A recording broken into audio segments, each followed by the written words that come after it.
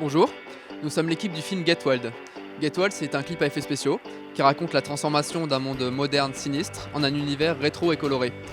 L'idée du projet est venue de notre envie de raconter une histoire décomplexée et entraînante, et l'innocence des années 60 nous a donc semblé être un sujet idéal.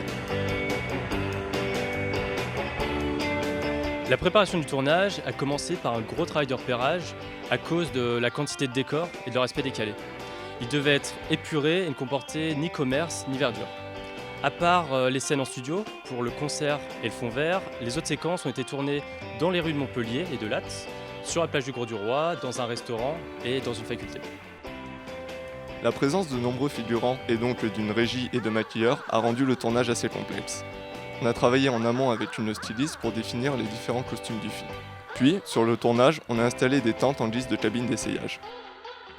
Les figurants n'ayant pas de formation de danseurs, on a aussi organisé des répétitions des chorégraphies à l'aide d'une chorégraphe également présente sur le tournage.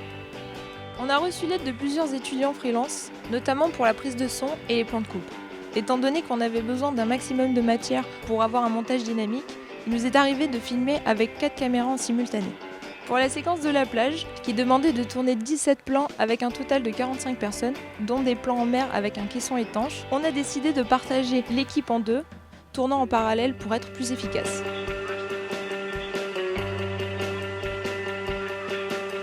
Étant dépendant de la météo sur le tournage, on a dû modifier les environnements en post-production pour être accord avec l'ambiance qu'on cherchait. On a par exemple ensoleillé des façades ou bien ajouté des vagues sur la Méditerranée. On a aussi créé de nombreux matte paintings pour les deux villes qu'on avait imaginées.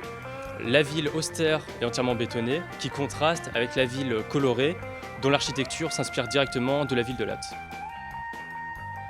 Pour les matte paintings, on a utilisé différentes techniques en fonction des besoins de chaque plan.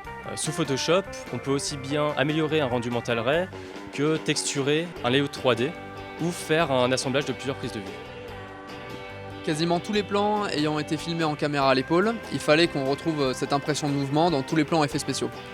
Si le cadre était relativement fixe, on ajoutait simplement un caméra shake 2D, en séparant si besoin le premier plan de l'arrière-plan pour ajouter de la parallaxe à l'image. Si le plan comportait un léger mouvement de caméra, on faisait une projection de l'environnement dans Nuke, et si le plan comportait un mouvement de caméra trop important pour pouvoir utiliser des projections, alors on rendait toute la séquence en 3D.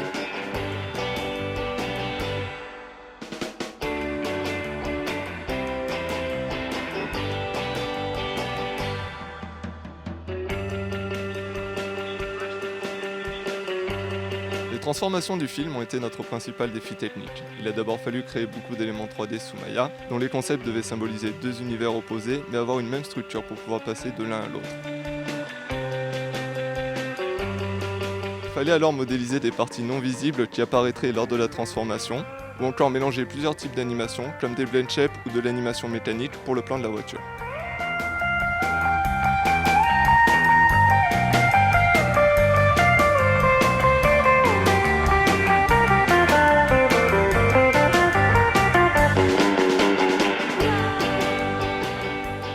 Pour renforcer l'aspect vintage du film, on a entre autres utilisé des splits, des guillotines et des effets de pellicule. Le motion design est aussi très présent pour appuyer l'aspect magique des événements.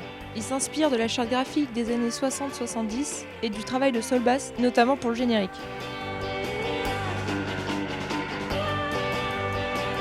On s'est principalement servi de Photoshop et d'After Effects qui nous semblaient plus adaptés pour les effets graphiques et la 2,5D.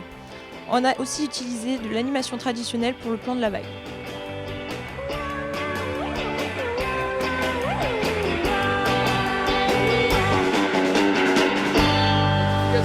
Séquence 5, plan 2, prise 6. Action!